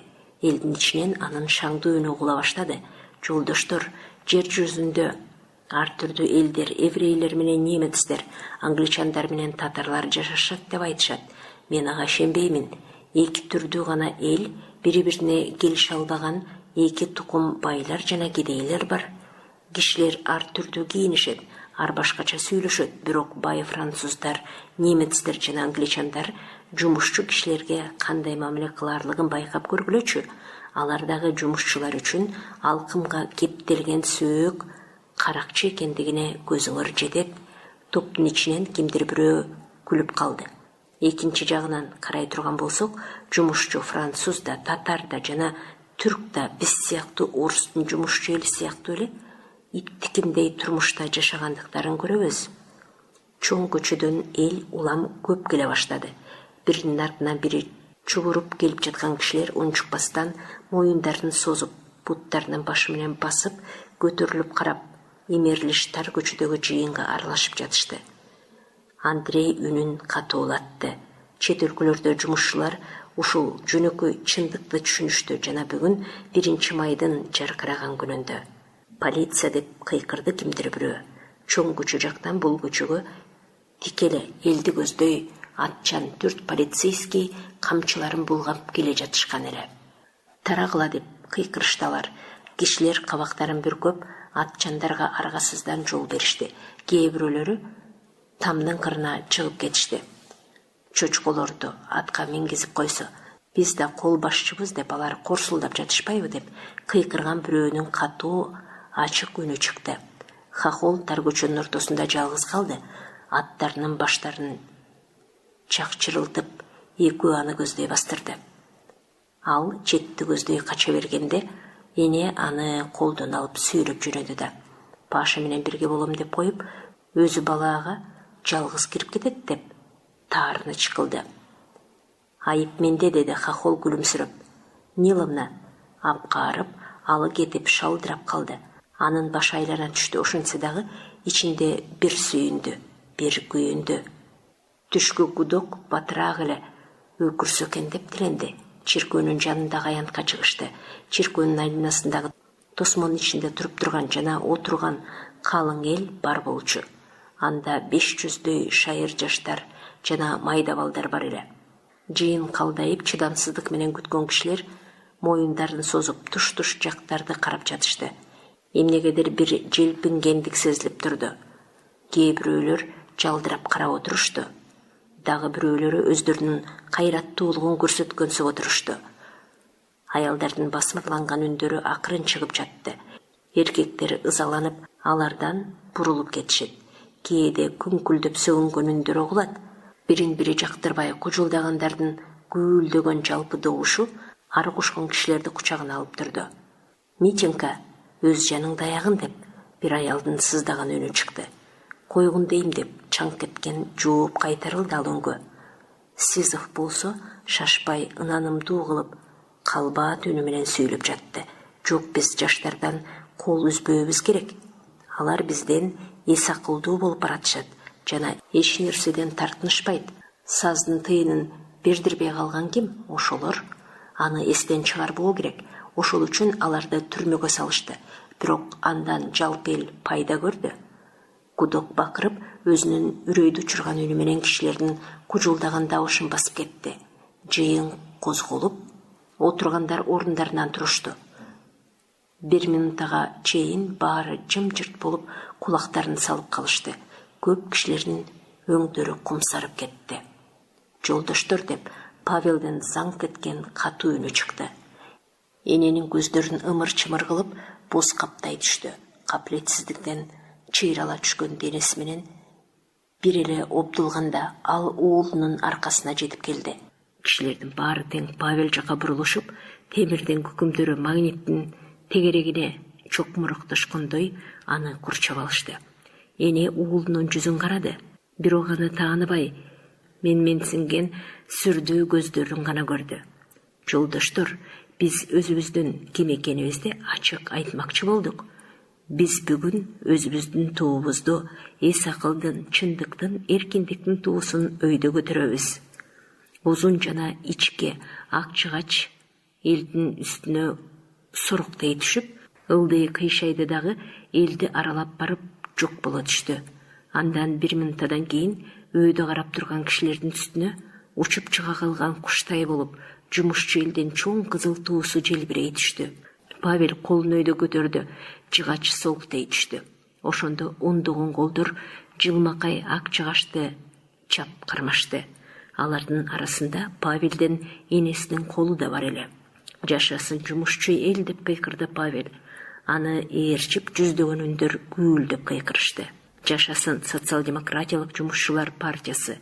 Биздин партиябыз, жолдоштор, биздин духубуздун родинасы. Жыйын кыжылдап, туунун маанисине түшүнгөндөр жөөлөшүп отуруп, анын түбүнө барышты. Мазин, Самойлов, Гусевтер Павелдин катарына келип турушту. Мойнун кыңырайтып алып, элди жөөлөп Николай деле келе жатты жана кандайдыр энеге тааныш эмес көздөрүнөн от жанган жаш кишилер энени жөөлөп өтүштү. Жашасын бардык өлкөлөрдүн жумушчу кишилери деп кыйкырды Павел. Күчү жана шаттуулугу улам артып, делебени кызыткан миңдеген кишилердин үндөрү ага жооп берип кошу жаңырды. Эне Николайдын жана дагы кимдир бирөөнүн колдоруна жабышты. Ал энтигип жашып кетти, бирок ыйлаган жок. Анын буттары калчылдап кетти.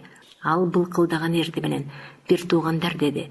Николайдын чаарайган бети абдан күлүмсүрөдү. Ал тууну карап алып, аны көздөй колун сунду дагы бир неме деп сүйлөдү. Андан кийин ошол эле колу менен энени мойнунан кучактап тартып өөп жиберди дагы күлүп калды. «Жолдоштор», деп кыйкырды Хохол өзүнүн коңур үнү менен. Жыйындын кужулдагын басып, биз эми жаңы Кудайдын урматы үчүн, жарыктыктын жана эркиндиктин Кудайынын, акыл эстин жана жакшы саналуулуктун Кудайынын урматы үчүн крест жүрүшүнө чыктык. Көздөгөн максаттарыбыз өзүбүздөн алыс. Ак жеринен көрүүчү азабыбыз жакын. Чындыктын күчүнө ынанбагандар, өлгөнгө чейин чындыкты сактоого эрдиги жетпегендер, өз күчүнө өзү ишенбегендер жана азаптан корккондор бизден бөлүнүп калышат. Биз өзүбүздүн жеңишибизге ишенүүчүлөрдү аркабыздан ээрчүүгө чакырабыз. Биздин максатка көздөрү жете албагандар биз менен кошо жүрүшпөсүн. Андайлар кайгыга гана дуушар болушат. Катарга кошулгула, жолдоштор. Жашасын эркин кишилердин майрамы, жашасын 1-май. Жыйын тыгызыраак болуп коушурулду. Павел тууну булгап алды. Ал абада чубалжып жайылып, күндүн нуруна чагылышкан бойдон кызарып желбиреп илгери сүзүп жөнөдү. «Эки дүйнөдөн аша кечебиз», деп Федя Мазиндин ырдаган үнү чыкты.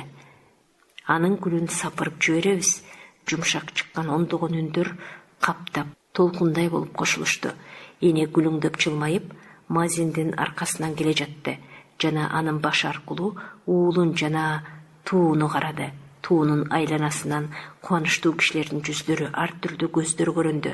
Өз уулу менен Андрей баарынан алдыда бараткан болчу. Эне алардын үндөрүн укту. Андрейдин жумшак жана мээримдүү үнү анын уулунун жоон жана күркүрөгүрөөк үнү менен ынтымактуу түрдө кошулуш баратты. «Тур көтөрүп жумуш жел, тур күрөшкө ачыккан эл», деп ырдап баратышты. Кызыл тууну тосуп жүгүргөн эл чыгып, бир нерсе деп кыйкырып, жыйынга кошулуп жана аны менен кошо жөнөп жатты. Жана элдин кыйкырганы ырдын үнүнөн башкаларга караганда үйдө акырыныраак ырдалып жүрүүчү, азыр көчөдө текши, туура, коркунучтуу күч менен чыгып жаткан ырдын үнүнөн угулбай калып жатты.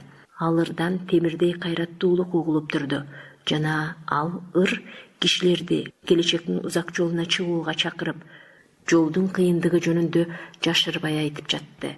Өткөн күндөрдөн калган көкүрөктөгү кара күйүк, көнүмүш сезимдин оор шекили ошол ырдын калкылдаган зор жалынына эрип, жаңылыктан каргыш тийгендей коркуу сезими күл болуп күйүп кетип жатты. Корккон жана сүйүнгөн түрдөгү кимдир бирөөнүн бети эненин катарында термелип баратты жана дирилдеген үнү бышактап: «Митя, сен кайда барасың?» деди. Эне токтолуп калбастан минтип айтты: «Мейли, бара берсин. Сиз чоочубаңыз. Мен дагы абдан коркчумун.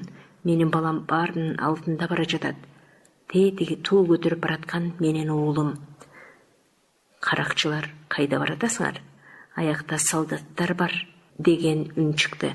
Ошол эле замат узун бойлуу арык аял энени арбайган колу менен чап дегизе колдон алды дагы: «Кагылып кетейиним, ырдагандарын караңызчы. Митя дагы ырдап баратат», деди. «Сиз коркпоңуз», деп кобурады эне. «Бул ыйык иш. Ойлонуп көрүңүзчү, эгер Христос үчүн кишилер курман болуп кетишпесе, ал дагы болбой калат эле да». Бул ой анын эсине капилеттен келе түштү жана даана жөнөкөй чындыгы менен өзүн таң калтырды. Ал колун бекем кармап бараткан аялдын өңүн карап алды дагы, таңыркап жылмайып туруп: «Эгерде ал үчүн кишилер курман болушпаса, Христос пайгамбар болбойт эле», деп кайталады. Эненин жанына Сизов келди. Ал шапкасын колуна алып, ырдын обонун ээрчип булгалады да ачык жөнөштү. Эне, ыр чыгарып алышыптыр. Кандай ыр? Я, эне деди. Аскер үчүн падышага солдат керек. Биргиле ата баарыңар, балдарыңарды эч нерседен коркушпайт деп айтты Сизов. Менин уулум болсо көрдү. Эненин жүрөгү эң эле катуу дүпүлдөп кетти. Жана ал элден артта кала баштады. Аны бат эле четке түртүп чыгарып, дубалга кысып ташташты. Анын жанынан толкундаган калың эл чубап өтүп жатты. Киши эң көп болчу. Буга эне кубанып турду. Тур, көтөрүл, жумушчу эл.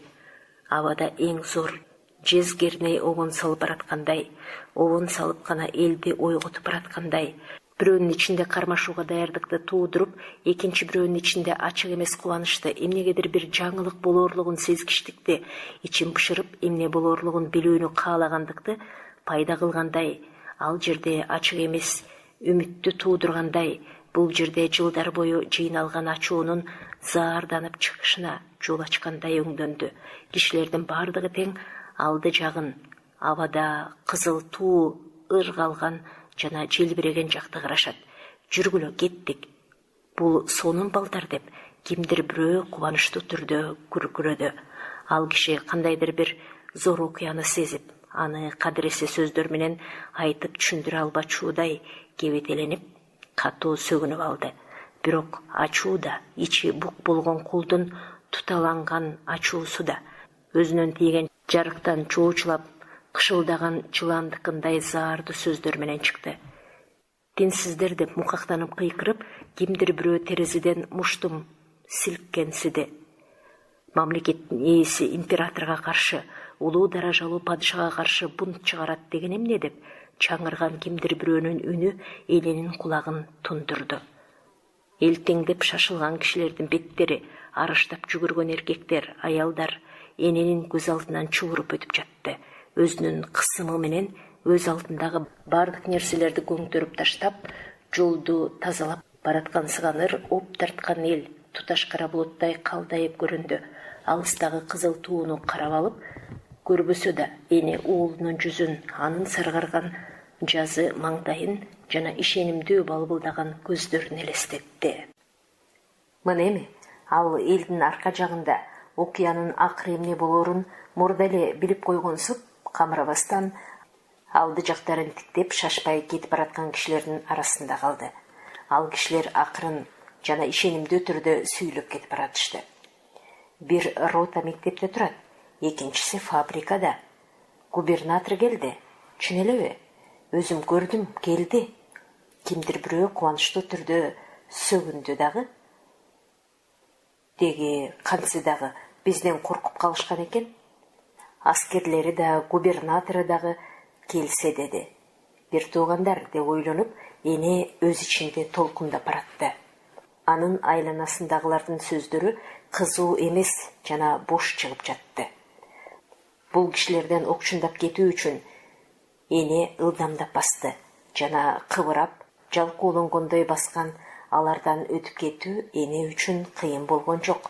Аңгыча болбой жыйындын алды жагындагылар бир нерсени сүзүп алган эмече токтоп, анын артындагылар токтолуп кала албастан чоочугандай акырын кужулдоо менен арт жагына кетенчиктей түштү. Ырдын үнү дагы мукактана түшүп, андан кийин тезирээк, көтөрүңкүрөөк болуп калды. Үндөрдүн гүүлдөгөн толкуну кайрадан басаңдап, артын көздөй серпилди. Хордун ичинен биринин артынан бир үн жоголуп, ырды мурдагысындай бийиктикке көтөрүүгө, аны алга жылдырууга аракеттенген айрым үндөр чыгып калды. Тур, көтөрүл, жумушчу эл. Тур, жөнөгүн душманга ачыккан эл. Бирок бул чакырыкка жалпы тутумдаш ишенич болбой калды жана андан коркунучтун белгиси сезилди. Эч нерсени көрбөй, алды жакта эмне болгондугун билбей, эне элди жөөлөп, илгери карай ылдам жөнөп калды. Бирок анын алдындагы эл артка чегинип, бирөөлөрү моюндарын шылкыйтып жана кабагын бүркөп, экинчилери уялгандай күлүмсүрөп, үчүнчүлөрү киши күлүгүдөй ышкырып кетенчиктеп жатышты. Эни кейип алардын өңдөрүн карады. Анын көздөрү жалбарып сурангандай, чакыргандай болуп жалдырап тиктеди. Жолдоштор деп Павелдин үнү чыкты. Солдаттар деле биз сыяктуу кишилер, алар бизди токмоктошпойт. Эмне үчүн токмоктомок эле? Бардык кишилерге керектүү чындыкты айтып бараткандыгыбыз үчүнбү? Бул чындык алар үчүн дагы керектүү. Буга алар азырынча түшүнүшпөйт, бирок алар да биздин катарыбызга келип турар убакыт талоондун жана киши өлтүрүүнүн туус астында эмес, биздин эркиндиктин туус астында жүрүүчү убакыт жакын калды. Ал эми алар биздин чындыгыбызга ылдамыраак түшүнүшсүн үчүн биз алга карай жөнөөгө тийишпиз. Алга жолдоштор, ар дайым илгери көздөй баралы. Павелдин үнү ишенимдүү жана бекем чыгып, сөздөрү ачык жана даана угулуп турду. Бирок жыйын чачылып, кишилер биринин артынан бири оң жана сол жактагы үйлөр жака басып кетип, барып дубалдарга жөлөнүп туруп калышты. Эми жыйындын алды жагы сүйрүлөнүп, учтуу болуп, уруйуп калды. Анын учунда Павел турду. Жумушчу элден манаттай болгон кызыл туусу анын үстү жагында желбиреп турду. Жыйналган эл канаттарын абдан жайып жиберип, көтөрүлүп учуп жөнөөгө камынуу менен эки жагын каранып турган али кара кушка окшоп кетти. Ал эми Павел болсо ошол алып кара куштун тумшогу кебетеленип турду. Эне көчөнүн аягында аянтка бара турган жолду бууп, бир өңчөй кийинген, бети көрүнбөгөн кишилердин бозоруп, жарданып турганын көрдү. Алардын ар биринин ийининде курч найзанын уштары ипичке жана түрү суук болуп жаркырайт, унчукпай, былк этпей жарданган ошол кишилер жак жумушчуларга суук учурап турду. Ал суук эненин көкүрөгүн каптап, ичине өтүп кетти. Эне чогулган элдин сүйүнгөн өңдөнүп, тааныш эмес кишилерге кошулуп, туунун алдында турган өзүнө тааныш адамдардын арасына жөөлөп кирди. Ал сакал мурутун кырдырган узун бойлуу кишиге капталын бекем тийиштирип келип турду. Ал киши кыңыр экен, ошондуктан ким экен деп энени кароо үчүн мойнун абдан бурду. Сен эмне? Кимсиң сен? деп сурады ал. Павел Власовдун энесимин деп жооп берди. Ал буту калчылдаганын жана алдыңкы эрди өзүнөн өзү шалпайганын сезүү менен деп койду кыңыр киши. Жолдоштор, деп айтты Павел, өмүр бою алга умтулуубуз керек. Бизге андан башка жол жок. Жым-жырт шырп эткен добуш да угулаарлык болуп калды. Туу өйдө көтөрүлүп сол кете түштү дагы кишилердин үстүндө желбиреген бойдон бозоруп жарданган солдаттарды көздөй кылкылдап жылды. Эне селт этип көздөрүн жуумп алды дагы чоочуганынан ах деп жиберди. Павел, Андрей, Самойлов жана Мазин төртөө гана элден бөлүнүп жүрүп калышты. Бирок аңгыча Федя Мазиндин коңгуроодой жан эргиткен ачык үнү угулду. Силер курман болдуңар, деп ырдады ал. Хайыгышкан, катуу күрөштү, деп экинчи жолу күчөгөн, басыгыраак жуун үн кошулуп чыкты. Буттары менен жерде дыбырата басып, кишилер алга карай кадам шилтешти. Чечкиндүү жана бел байлаган жаңы ырлар чубуруп чыкты. Колдон келген бардыгын жумшадыңар эл үчүн, деп Федянын ачык үнү созулуп чыкты. Эркиндик үчүн, деп жолдоштору кошулуп чогуу ырдашты. Жаназаларын окуй баштадыңарбы? Хиттин балдары, деп чет жактан кимдир бирөө табалап кыйкырды. Ураны, деп ачууланган үн чыкты. Эне жакасын кармап, эки жагын каранды жана мурда көчөгө жык толуп турган эл чегинүү эмес, ыргылжың болуп, туу көтөргөн кишилер бөлүнүп, топтошуп кетип баратканын карап тургандарын көрдү. Туу кармагандардын артынан бир нече ондогон кишилер ээрчип барышты. Бирок илгери кадам шилтеген сайын улам бирөө бөлүнүп калып, көчөнүн ортосу ысып кеткендиктен таманын каарып алгандай четке чыга качып кетип жатты. Зомбулук жоголот деп билип койгондой ырдады Федя. Эл жана көтөрүлөт деп үнү бийик кишилердин хору ага кошулду. Бирок созулонгон ырга аралаш акырын сүйлөшкөн сөздөр угулуп жатты. Команда берип жатат, колго алгыла деп. Алды жактан чечкиндүү кыйкырык чыкты. Мылтыктардын найзалары текше эмес, өйдө коркоюп эңкейди да жылт-жылт этип тууну көздөй сунулуп калды. Марш деген команда болду. Кеттик деп айтты дагы, кыңыр киши колдорун чөнтөгүнө салып четти көздөй арыштады. Эне көзүн ирбебей карап турду. Солдаттардын бузургон кылкасы ыргала түштү дагы. Көчөнүн тигил четинен бул четине чейин текши тизилип туруп, найзалардын күмүштөй жаркылдаган уштарын алды жактарына катары менен сейрек сундуруп алып, сумсайып жөнөп калышты. Чоң шилтеп басып, эне уулуна жакын келип турду. Андрей да Павелдин алдын турой басып, аны өзүнүн узун денеси менен калкалап калганын көрдү. Катар баскан жолдош деп Павел хоолурая карады. Андрей эки колун аркасына алып, моюнун кокойткон бойдон ырдап баратты. Павел аны ийни менен түрттү дагы кайрадан кыйкырды.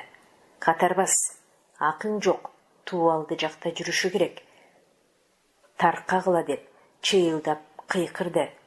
Кичинекей офицер агарган кылычын булгактатып, ар бир бутун өйдө көтөрдү дагы ошол бойдон тизесин бүкпөстөн келип, таманын жерге тарп эткизди. Жалтылдатып майланган өтүгү эненин көзүнө даана көрүнө түштү. Анын туура жагына жана андан биртке кийинирээк жерде сакалын кырдырган узун бойлуу чоң ак муруту бар, кызыл менен иштеткен узун сур пальточун балбактаган кең шымынын эки жагына узата сары тасма кыйыткан бир киши келе жатты. Анын колдору да хахолдук өңдөнүп аркасында болчу, жана ал апсайган аппак каштарын өйдө көтөрүп, Павелди тиктеп келе жатты. Эненин көзүнө солдаттар капкайдан калың болуп көрүндү. Демин чыгарса эле өзүнүн ичинен катуу кыйкырык кошо чыгуучудай болуп сезилди. Бул белги анын демин кысты. Бирок ал колдору менен көкүрөгүн басып, кыйкырыгын токтотту. Энени түртүп кетишкенде тең-теңдеп теңселип калып жатты. Жана ал акылга келбестен эс үчүн жыйнай албай илгери баратты. Өзүнүн арт жагында кишилер улам азайып баратканын, бет алдынан каз-катар болуп чыккан түрүсү кишилер аларды бытыратканын эне сезди. Кызыл тууну ээрчиген кишилер жана сур кийимчендердин жыш катары бири-бирине улам жакындап бара жатышты. Солдаттардын көчөнүн тигил четинен бул четине чейин ичке тилке болуп тизилгени, киргил сары тартып жалпайган беттери даана көрүнүп калды. Ал беттерде ар өңчөй болгон көздөр өйдө ылдый болуп тизилген эле. Алардын алдында найзалардын сүрдүү уштары жаркылдап келе жатты. Ал найзалар каршысындагы кишилердин көкүрөктөрү жакка сунулуп, аларга жетип тиелекте эле. Жайындагылардын биринин артынан бирин бөлүп таштап, элди бытыратты. Эне өзүнүн артынан жүгүрүп качкындардын добушун укту. Апкаарыган, чуучулаган үндөр. Тарагыла балдар. Власов кач деп кыйкырышты. Артка тарт, Павлуха. Тууну ташта, Павел. Келе мага бер. Катып коеюн, деди Весовщиков кабагын бүркөп. Ал туунун сап жагачын чап кармады. Туу арт жагына жыйрыла түштү. Тимгой деп кыйкырды Павел. Күйгүзүп алган эмече. Николай колун тез тартып алды. Ырдагандардын үнү басылды. Павелди тыгыз курчап, кишилер токтоп калышты. Бирок Павел жөөлөп илгери жөнөдү. Асмандан көзгө көрүнбөй түшүп келип, туп-тунук болуп, кишилерди чулгап калгандай тынчтык боло түштү. Туунун түбүндө 20 чактыдан ашпаган кишилер калышты. Бирок алар энени өздөрүн көздөй илеп тартып бекем турушту. Алар үчүн эненин коркуу сезими басып, аларга бир нерсе деп айтууну каалагандай болду. Поручик, тигинин колундагысын алыңыз деп, узун бойлуу чалдын бир калыптагы үнү чыкты. Колун илгери созуп, ал тууну көрсөттү. Кичинекей офицер Павелге жетелеп келип, туунун сабын чап кармады дагы чаңкылдаган үнү менен: "Ташта" деп кыйкырды. "Тарт колуңду" деп Павел катуу айтты. Бир оң жака, бир сол жака кыйшайып, кызарган туу абада желбиреди дагы кайрадан түз боло түштү. Кичинекей офицер секирип четке чыгып олтуруп калды. Муштумун түйүп, колун илгери сунган Николай эненин алдынан укмуштуудай шып этип тез өттү. "Кармагыла тигилерди" деп чал олурунуп кыйкырды, буту менен жерди тепкилеп. Бир нече солдат ыргып алдыга чыкты. Алардын бирөө мылтыгын кундагы менен шилтегенде туу теңселе түшүп жыгыла баштады дагы боз кийимчен солдаттардын арасына кирип жок болду. Кимдир бирөө кейиген үнү менен "Эх" деп кыйкырды. Эне да чаңырган үнү менен улуган кебетеленип кыйкырып жиберди. Анын кыйкырыгына жооп кылып солдаттардын арасынан Павелдин үнү ачык чыкты. "Көрүшкөнчө аман бол, апа, кош бир тууганым. Тирүү экен, эстей койду" деген ой эненин көкүрөгүнө эки жолу тык эте түштү. "Кош бол, энекебайым" деди Хохол. Согончокторун көтөрүп өөдө болуп, колдорун булгалактатып, эне аларды көрүүгө аракеттенди жана солдаттардын баштарынан ашып турган Андрейдин тегерек келген бетин көрдү. Ал жылмайып энеге башын ийкеп турган эле. "Кагылайындарым, Андрюша, Паша" деп кыйкырды эне. "Кош болгула, жолдоштор" деп алар солдаттардын арасынан кыйкырышты. Үзүлүп калып бир нече жолу жаңырган үндөр аларга жооп берди. Ал үндөр терезелерден, кайдадыр бир үстү жактан, үйлөрдүн төбөсүнөн чыкты.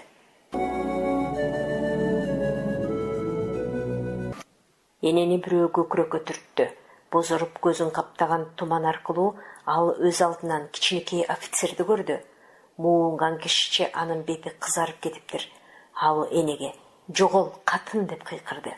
Эне анын башынан аягына чейин карады. Анын бутунун жанында туунун сап жыгачы эки бөлүнүп жатканын көрдү. Бир бөлүгүндө кичинекей кызыл чүпүрөк жабышып жүргөн эле. Эне эңкейип аны колуна алды. Офицер жыгачты эненин колунан жулуп алып, чет жака ыргытты дагы буту менен жерди тепкилеп: "Жогол деймин" деп кыйкырды. Солдаттардын арасынан күүлөнүп: "Тур, көтөрүл, жумуш эл" деп ыр созуп чыкты. Бардыгы солкулдап чайпалып, уюлгуп кетти. Телеграф зымдарынын зыңылдаган үнүнө окшоп, абада чуучулап күүлдөгөн ызы чуу пайда болду. Офицер титиреңдеп кыйкырып четке чыкты дагы. "Ырды токтот, фельдфебель Крайнов" деди.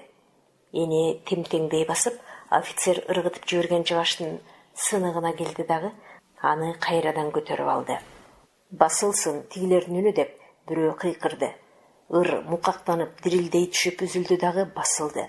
Кимдир бирөө энени эки ийинен кармап бурду дагы. "Бар, бар" деп аркасынан түртүп жиберди. "Көчө тазалансын" деп кыйкырды офицер.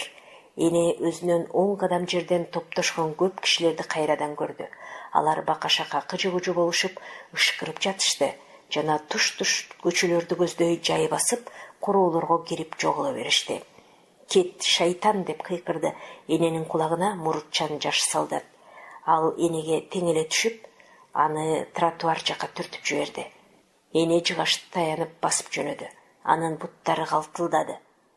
Жыгылып кетпөө үчүн ал экинчи колу менен дубалдарды жана тамдарды сүйөнүп жүгүрүп отурду. Анын алды жагындагы кишилер кетенчиктеп жатышты. Эки жагында жана аркасында "Кет, кет" деп кыйкырган солдаттар келе жатышты. Солдаттар андан өтүп кетишти. Ал токтолуп, эки жагын каранды. Аянтка баруучу жолду торгоп, көчөнүн аягында да сейрек болуп тизилген солдаттар турушту. Аянт бош болчу. Кишилерди көздөй шашпай жылып, алды жакта дагы боз кийимчендер ыргалып келе жатышкан. Эне артына бурулайын деп ойлоду, бирок келесоо немече кайра эле алдын көздөй басып, тар көчөнүн имерилишине жеткенде ошого бурулду. Анда эч ким жок болчу. Ал кайрадан токтоп калды. Оор үшкүрүнүп алды дагы эки жагына кулак салды. Алды жагында бир жерде кишилер кужулдап жаткан эле. Жыгачты таянып алып, ал андан ары басты. Каплетинен эле алка-шалка тердеп, каштары менен эриндери кыбыр-сыбыр этти. өзүнөн өзү колун булгалатты. Анын жүрөгүн кандайдыр бир сөздөрдүн кыпындары куйкалады. Күйгүзүп, уйгу тойгу кылып, ошол сөздөрдү айтууну, кыйкырып айтууну абдан каалатты. Тар көчө чукулдан сол жака бурулуп, имерилиштен чыга бергенде калың эл шыкырап турганын эне көрдү. Кимдир бирөө күчтүү жана катуу сүйлөп жаткан эле. Зөөкүрчүлүк менен найзага көкүрөктү тосуп берүү болбойт туугандар. Булар кандай ыя? Өздөрүнө бара жатышса деле турушат, турганда дагы эч коркпостон турушат десеңер. Мына эмесе Паша Власов. Хахолчу эки колду артка алып күлүмсүрөп коет шайтан. Айланайындар, эл, деп кыйкырды эне. Жыйындын арасына кирип барып. Сыйлаган спага жолду бошото беришти кимдир бирөө. Желекчен экен, карагыла, желек колунда жүрөт деп күлдү. Бас үнүңдү деп башка бирөө катуу айтты. Бирөөнү кучактоочудай эне колдорун кенен жайып жиберди. Кудай үчүн кулак салгыла, силердин баарыңар тең бир туугансыңар, баарыңар тең сырдаш жакынсыңар. Коркпостон карап көргүлөчү, эмне болуп кетти? Балдар, ичибизден чыккан балдарыбыз ынтымак менен эле чындык үчүн баратышпадыбы? Бардыгыбыз үчүн баратышпадыбы? Силердин бардыгыңар үчүн, силердин бала бакыраңар үчүн өздөрү ушул ак жолго түшүштү. Жарык күндү издеп чыгышты. Алар чынчыл, акыйкатчыл, башка турмушта болууну каалашат. Бардыгыңар үчүн жакшылыкты каалашат. Эненин жүрөгү алып учуп, ичи бук болуп кетти. Тамагы коргады жана ичи ысыды. Бардык кишилерди мээримдүү кучагына алгыдай зор таасирдүү сөздөр анын көкүрөгүнүн терең жеринен чыгып, өзүн улам күчтүү, улам эркин кыймылдатуу менен тилин буудайдай кууруду. Бардыгы тең унчукпай, сөзүнө кулак салып тургандыктарын эне көрдү. Тыгыз курчап алып, кишилер ойго батып жатышкандыктарын сезди. Ошондуктан анын каалаган ою кишилерди уулунун артынан, Андрейдин артынан солдаттардын колуна түшүп, жалгыз калтырылгандын бардыгынын артынан жиберүүнү ойлогон ачык тилек өстү. Айланасындагы көңүл коюп тыңшаган кабактары салыңкы кишилерди кыдырата карап алып, эне көп күчүркөбөстөн сөзүн улантты. Биздин балдарыбыз ынтымак менен шаттыкты издеп жөнөштү.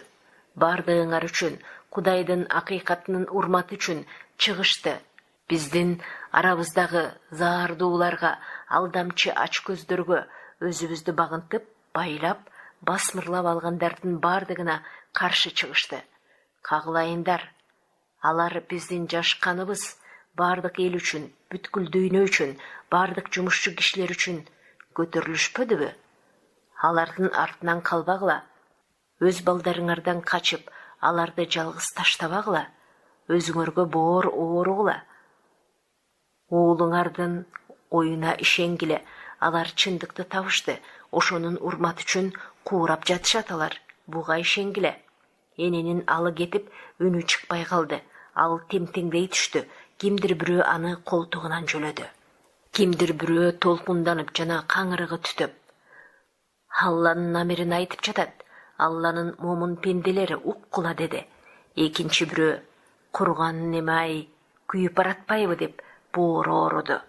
Бир тобу аны кекетип, күйгөн эткен жок. Кайра биздей акмактарды жемелеп, акыл айтып жатат. Түшүнбөйсүңбү дешти. Аңгыча жыйындын арасынан дирилдеген бийик үн чыкты. Православныйлар, менин Митям эненин сүтүнөн дагы ак. Ал эмне кылды? Ал жакшы көргөн жолдошторун эле ээрчиди. Эмне үчүн биз балдарыбызды таштайбыз? Бизге алар эмне жамандык кылды эле деп бул киши туура айтат. Бул сөздөр эненин бүткөн боюн солкулдатты. Ал үнүн катуу чыгарбай, көзүнүн жашын шолоктотту. Үйүңө бар, Ниловна, баргын эне. Жаман кыйналдың деп айтты Сизов үнүн катуу чыгарып. Сизов кедейин эмеле, анын уйпаланган сакалы сербеңдеп кетти. Ал кабагын бүркөй түштү дагы айланасындагы кишилердин баарын кекеткендей акырая карап, боюн түзөтүп коюп дааналап сүйлөдү. Менин уулум Матвейдин фабрикада басылып өлгөндүгүн билесиңер, бирок эгер ал тирүү болсо, мен аны өзүм тигилерге кошуп жиберет элем. Сен дагы бар, Матвей, баргын. Бул акыйкат, адилет иш үчүн деп айтат элем. Сизов үнүн чыгарбай токтоло түштү.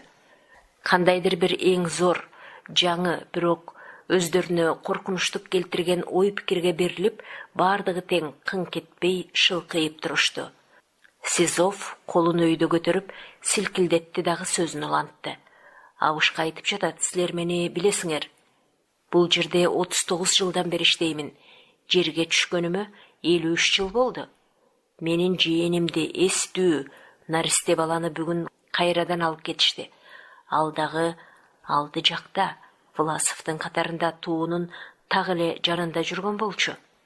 Ал колун силкип алып, жикирее түштү дагы энени колдон кармап. Бул аял чындыкты айтты. Биздин балдар акыйкаттуулук менен, акыл менен жашагысы келет. Биз болсо аларды таштап кетип калбадыкпы я? Баргын, Ниловна, деди. Кагылайын туугандарым, деп айтты эне, жаштуу көздөр менен бардыгын тегерете карап. Оокат тиричиликте балдар үчүн, жер дагы ошолор үчүн. Жөнө, Ниловна, ме таякты ал, деди Сизов туунун сабынын бир жак сыныгын берип. Эл энени зээни кейип урматтагандай карады. Ал кетип баратканда боору ооругандай кобурашты. Сизов унчукпастан кишилерди жолдон четтетти. Алар да унчукпай жол бошото беришип, өздөрүн энени көздөй тарткан белгисиз күчкө моюн сунуу менен үндөрүн акырын чыгарып, кыскайтып сүйлөшкөн бойдон эненин артынан шашылбастан жөнөштү. Өз үйүнүн капкасына келгенде эне туунун жыгачына сүйөнүп, аркасындагы элге бурулду дагы жүгүнүп алкыш айтып, силерге рахмат, деди. Өзүнүн пикирин, өз жүрөгүнөн пайда болгон сүйөңдөнгөн жаңы пикирди кайрадан эстеди дагы ал минтип айтты. Эгерде пенделери анын урматы үчүн жандарынан аша кетишпесе, биздин пайгамбарыбыз Иисус Христос болбойт болчу. Жыйылган кишилер энени унчукпастан чалдырап карашты. Ал элге дагы бир жолу жүгүндү дагы өзү үйүнө кирди, башын эңкейтип. Сизов анын артынан кирди. Кишилер эмне жөнүндөдүр сүйлөшүп, капканын түбүндө турушту. Алар шашылбай таркап да кетишти.